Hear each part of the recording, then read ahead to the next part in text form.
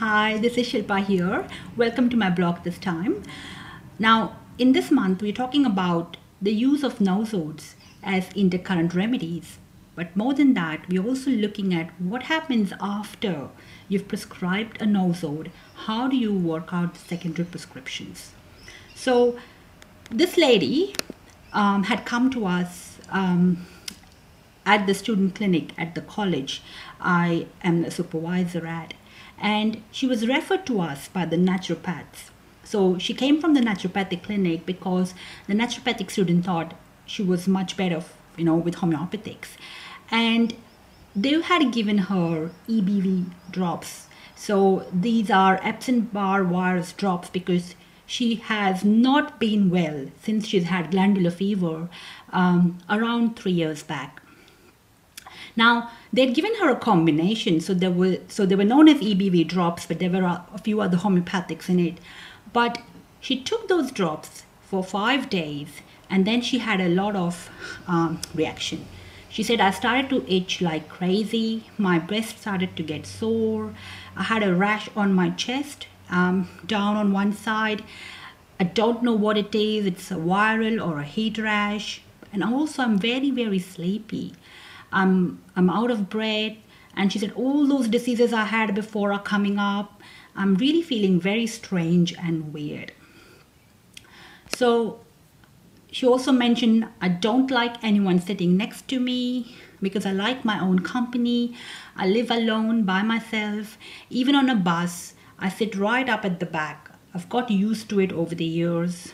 And then she said, I feel a bit teary. That's weird, really weird because I never cry. Now these were obviously, there were lots of questions being asked because it was taken by the student herself. So there were lots of places she was going, but obviously she was going all over different places and what came to her mind at that moment. So obviously this was a different situation she took us to all of a sudden from talking about the reaction her body was experiencing. And then she mentioned, I'm really disconnected when people die. I had an uncle who died on the table from an open heart surgery, and it was such a sudden, shocking thing, I didn't cry. It was a dramatic thing. Maybe because I've watched so many people die, I'm disconnected. And she said, I'm a nurse, so she works in an acute aged care ward in the hospital since her husband has died. And then she said, otherwise you would not survive. You have to disconnect from it. Now, from the not being able to cry, she came to talking about places in the past she didn't cry. And then all of a sudden she came back to the EBV and she said, I've never been well since the EBV, and I've had shingles, I then had repeated chest infections, I was really run down last year, I had lots of staph infections under my nose, I have been on antibiotics all the time, and I really want to feel well again. So that was exactly why I should come to the clinic for.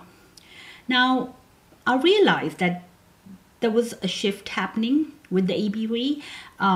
Obviously, it is something which would have been a very good prescription, obviously, because things have never been well since this.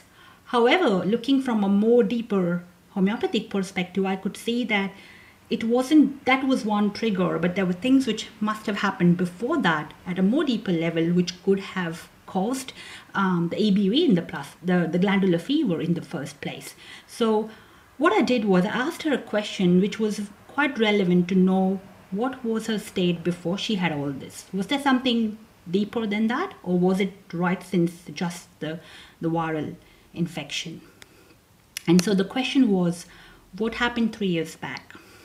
And then she said, I can tell you exactly because 2 of her friends had died. She said one with myeloma and the other with cirrhosis. And she said, I just didn't think about it. I just went on. I just get on. Even when my husband died, I went to work a week later. Now this was really weird. This was very peculiar. He died in an earthquake. I couldn't see him until a week later when they found him. I saw him. I remember everything. and it was just one of those things. Now, all the time, the face was very blank. It was as if she was just not connected with the emotion she might have felt with these things. And she said, it was absolutely shocking. Nothing I could do. I could be there. I was a bit numb. We didn't have a funeral. There was no resolution because they donated their body. So this is again, she now talks about the friends. So when they died, they didn't have a funeral. And so because there was no resolution, it was all really numbing for her. It was pretty horrible, but nothing you can do. And all this time, she didn't cry. So there was something which happened before that, which led to the glandular fever, which led to the whole series of effects there. So the first thing which I thought was, I think the remedy or the whole process actually helped her express it in the form of the physical things, in form of the emotional things, but also help her connect with something which happened even before that, which she never actually spoke about. So at that time, I asked her about her dreams, and she said, I dream of flying. I dream of pleasant things. I dream of fantastic, exhilarating issues. It's a great feeling of freedom in the dreams. Now, that was it. That was the end of the case. And that was what we got. This was the whole, because there were other physicals she spoke about, but the student managed to get this information in that time period. And so we left it at that. And for me personally, I had got the information which I wanted to prescribe her. So we stopped at that instant and then decided to give her what came next.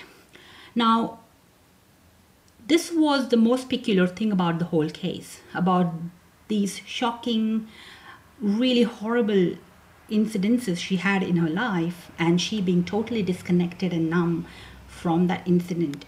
So the rubrics I took were emotional shock aggravate, and then I took this one, which was quite important, was this complete insusceptibility. There was just no reaction. She was disconnected.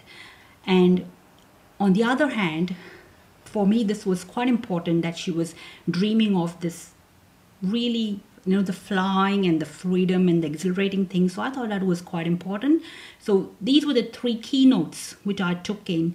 And the remedy which came up very strongly was opium. And from my previous experience, having seen so many cases of opium in the past so many years, I knew the expression of opium in most sort of instances, and so this was for me a very strong representation of that experience. So that was what we gave her to start off with, and she comes back, I think, after 2 weeks, and then she mentions the rash cleared in 2 days, and then she said, I had nightmares every night, all the time in the last 2 weeks. And this is important because for the first time, fear is being expressed in the dreams. And when it's happening at a subconscious level, it will happen at a conscious level. And I think that was for me a part of the healing process. She said, I might have had a UTI because I was weighing a lot of cloudy urine all the time, but I didn't have the burning or the stinging. Now, she didn't know what to do. She was at the hospital. She's a nurse. So she went and took antibiotics. And she said, but it still went on for 6 days, even after she took the antibiotics, which was a bit weird for her. And she said, it was similar to the symptoms I had when my uncle died. Now that for me was an important part, again, through the urinary tract, because the expression was like the reaction through weighing a lot. And the other thing was, the metallic taste in the mouth is gone. She said she's always got this dryness and metallic taste in the mouth. She connects it to inhaling a lot of cleaning products at the hospital. But she says that's gone. I'm a bit my old self. I'm heaps better. Now we asked her something about the UTI, and we'll come to that later, but what she mentions was that there was a lot of cloudiness in the urine. Now, another thing she remembered and she wanted to mention at that time was that as a kid at school, I used to be I used to be awake in bed after an exam, and I have been like that all my life. I have had a nervous breakdown as a teenager, and I've never told you this before, but I had shock treatments for that and 1,000 medicines. She was on lithium for about a few years. And then one day she threw the whole bit out and said, I'm not taking that rubbish anymore. And then that's how she remembered that incident. And then she says, my head's so clear, and it's not been so clear for months. My energy is very high. I was a lot more teary last week, and I wanted to sit down and have a huge cry. It's strange because I'm not usually teary, and then it went away. But I felt really sad. Now this again is a healing reaction because she is for the first time in her life able to feel the emotions she has never felt before. And she said, I've been doing a lot of albums, old photos out, and she's actually connecting now with people who she's lost in the past. For most of this year, I've been so awful, and I'm feeling so well now, so I have to thank you all for that. So we gave her nothing, and we told her, you take opium only if you need to, otherwise just leave it because you are doing well, and the process is still going on. She comes back after 3 weeks and she says, I'm still doing very well. My urine is now clear because last time it was quite cloudy and she was weighing a lot, and it was question mark whether it was an infection or it was just a part of the homeopathic process. And I think it was a part of the homeopathic process. But she says the metallic taste's gone, the energy is still high. There's a lot of clarity which has come back.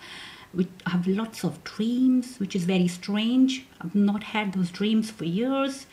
And so she spoke about it for an hour, and she was so happy about the whole process.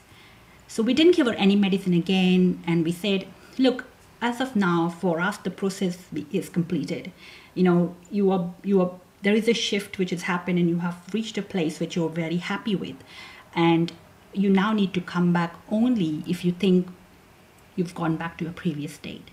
So I just thought I wanted to share this with you to just show you how a dramatic shift can actually happen when you give a nosode, because I don't think opium would have been really quite clear before that EBV, because it was suppressing a lot of symptoms, and the clear state came up only after that nosode was given to her.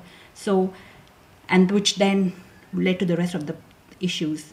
And I don't think EBV by itself was enough to complete the whole state, because it never would have covered that numbness and that shocking thing which happened before the glandular fever happened. So hope this helps you understand the whole dynamics of how the first prescription and the second prescription and the process is taken and completion of the case happens. But I just thought I'll share it with you, and I'd love to know if you've used Nosodes in the past and what were your experiences. Thanks, and see you next time. Thank you. Bye-bye.